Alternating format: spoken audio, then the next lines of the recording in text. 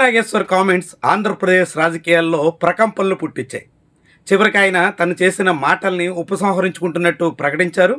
ఆ మాటలు ఉపసంహరణ వెనుక అసలు కారణాలు ఏంటన్నది మాత్రం ఆసక్తిగా కనిపిస్తోంది. నిజంగానే ఆయన తప్పుడు సమాచారం ఇవ్వడం వల్ల తన కామెంట్స్ని విత్డ్రా చేసుకున్నట్టుగా భావించాలా, కాకుంటే ఆయనకు సోర్స్గా ఉన్న వ్యక్తి ఇప్పుడు జనసేనలో ఇబ్బందుల్లో పడే పరిస్థితి వచ్చింది కాబట్టి తన మాటలను ఉపసంహరించుకోవడం ద్వారా సోర్సును కాపాడే ప్రయత్నం చేశారు అని భావించాలా? ఈ రెండు కాకపోతే నాగేశ్వర్ అరెస్టులకి భయపడి వెనక్కి తగ్గారనుకోవాలా? అనేక అనుమానాలకైతే ఆస్కారం ఇస్తుంది. మొత్తం ఈ ఎపిసోడ్లో జనసేన పార్టీ ఊహించిన దానికన్నా చాలా అగ్రెసివ్గా రియాక్ట్ అయింది. నిజానికి ఆ పార్టీ మీద అనేక అభియోగాలు వస్తూ ఉంటాయి. ఆ పార్టీ నాయకుడికి సంబంధించి అనేక వాదనలు ప్రచారంలో ఉంటాయి. కానీ ఎప్పుడూ ఏ అంశం మీద ఇంత సీరియస్గా ఆ పార్టీ కదిలిన సందర్భాలు లేవు. ఏకంగా పార్టీ నాయకత్వం అంతా స్పందించింది. నేరుగా జనసేన పార్టీ అధికారికంగానే నాగేశ్వర్ని హెచ్చరించింది. ఆ పార్టీ శ్రేణులైతే అనేక చోట్ల కేసులు పెట్టారు. వాళ్ళు ఇచ్చినటువంటి ఫిర్యాదుల ఆధారంగా ఎఫ్ఐఆర్లు కూడా నమోదయ్యాయి. ఇదంతా చాలా కీలకమైనటువంటి విషయం. జనసేన పార్టీ అధినేత పవన్ కళ్యాణ్, నాదెండ్ల మనోహర్ కలిసి అమిత్ షాను విన్నవించినట్టు, వాళ్ళ వినతిని తోసిపుచ్చినట్టు, జగన్మోహన్ రెడ్డిని అరెస్ట్ చేయడానికి బీజేపీ నాయకత్వం ససేమిరా అంటున్నట్టు నాగేశ్వర్ మాటల సారాంశం. అదే సమయంలో అమిత్ షా నేరుగా చంద్రబాబు నాయుడిని ఇన్స్టాంట్ పార్ట్నర్ అని, జగన్మోహన్ రెడ్డిని లాంగ్ టర్మ్ పార్ట్నర్ అని, అంటే జగన్మోహన్ రెడ్డి నమ్మదగ్గ మిత్రుడని, చంద్రబాబు మాత్రం ఒకసారి పొత్తు పెట్టుకుంటారు తర్వాత పోతారు అనేటువంటి రీతిలో చంద్రబాబు మీద ఎటువంటి నమ్మకం లేదని చేసినట్టుగా కామెంట్స్ ఉన్నాయి. మరి ఇంత తీవ్రమైనటువంటి కామెంట్ చేసినందుకు గాను తెలుగుదేశం పార్టీ కూడా స్పందించింది.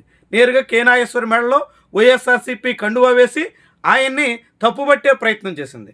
తెలుగుదేశం పార్టీని ఇన్స్టాంట్ పార్ట్నర్ అన్నట్టుగా బీజేపీతో బంధం తెంచే దిశలో ఇలాంటి ప్రయత్నాలు ఉన్నాయని భావించి కౌంటర్ ఇవ్వడం పెద్ద విశేషమేమీ కాదు. ఇక పవన్ కళ్యాణ్ నేరుగా ఢిల్లీ వెళ్ళి అమిత్ షాని విన్నవించడం ద్వారా జగన్మోహన్ రెడ్డిని అరెస్ట్ చేయించే ప్రయత్నం చేశారు అనేటువంటి ఆరోపణలు రావడం మీద జనసేన పార్టీ కూడా స్పందించింది. ఇందులో కూడా పెద్ద విశేషంగా లేదు. అయితే ఆ పార్టీ గతానికన్నా భిన్నంగా చాలా తీవ్రంగా స్పందించడమే కొంత ఆసక్తికరమైనటువంటి అంశం. ఈ రెండు పార్టీల స్పందన అలా ఉంటే మరి బీజేపీ ఎందుకు మౌనంగా ఉంది? బీజేపీ ఎందుకు కనీసం కూడా ఖండించడానికి సిద్ధం కాలేదు? జాతీయ స్థాయిలో అమిత్ షాను ఉద్దేశించి నాగేశ్వర్ వ్యాఖ్యలు చేస్తే బీజేపీ ఆల్ ఇండియా లీడర్షిప్ దాని మీద పెద్దగా స్పందించే ప్రయత్నం చేయకపోవచ్చు. ఎందుకంటే ఆయన తెలుగులో మాట్లాడారు కాబట్టి అదంతా బీజేపీ అగ్రనాయకత్వం దృష్టికి వెళ్ళడం ఎంత మేరకు సాధ్యం అన్నది ఒక ప్రశ్న. ఒకవేళ వెళ్ళినా వాళ్ళు దీని మీద స్పందించాల్సిన అవసరం ఏముంటుంది అనేది కూడా రెండో ప్రశ్న. ఈ రెండు పక్కన పెడితే ఆంధ్రప్రదేశ్ బీజేపీ నాయకులు కానీ, పోనీ నాగేశ్వర్ కామెంట్ చేసిన హైదరాబాదులో ఉన్న తెలంగాణ బీజేపీ నాయకత్వం కానీ ఎవ్వరు చంద్రబాబుని చిన్నబుచ్చినా, తమ మిత్రపక్షాన్ని లైట్ తీసుకునే దిశలో ఉన్నాయి అమిత్ షా మాటలు అని చెప్పినా వాళ్ళెందుకు ఖండించలేదు? బీజేపీ నాయకత్వం నాగేశ్వర విషయంలో ఎందుకు ఆచితూచి వ్యవహరిస్తుంది? అమిత్ షా కామెంట్ చేసినట్టుగా చెప్పినటువంటి చంద్రబాబు ఇన్స్టాంట్ పార్ట్నర్ అనే మాటల మీద బీజేపీ ఎందుకు పక్కకు తప్పుకుంది?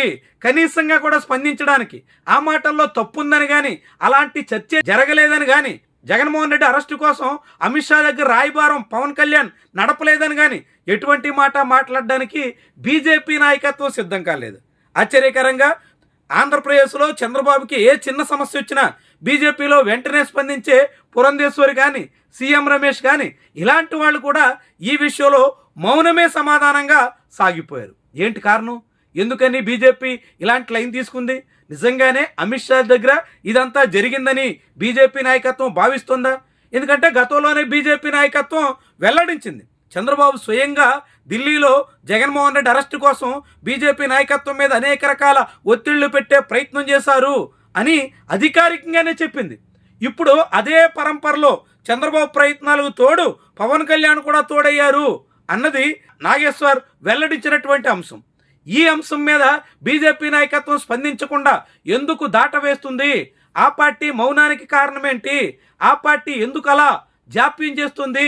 ఇది చాలా ఆసక్తిని రేకెత్తించే అంశమే కాకుండా బీజేపీ నాయకత్వం ధోరణిని చాటుతున్న విషయంగా భావించాల్సి ఉంటుంది. ఆంధ్రప్రదేశ్లో అన్ని పార్టీలు దాదాపుగా బీజేపీకి ఎల్లవేళలా మద్దతుగా నిలబడుతున్నటువంటి తరుణంలో ఏదో ఒక పార్టీ పక్షాన ఇంకో పార్టీ మీద ఎట్టి పరిస్థితుల్లోనూ దూకుడుగా వెళ్లే ప్రయత్నం చేయకూడదని బీజేపీ భావిస్తుందా? టీడీపీ బదనామవుతున్నటువంటి తరుణంలో ఆ పార్టీకి సపోర్టుగా వచ్చి జగన్ మీద బాణాలు ఎక్కి పెట్టడానికి బీజేపీ నాయకత్వం సిద్ధం కావడం లేదా?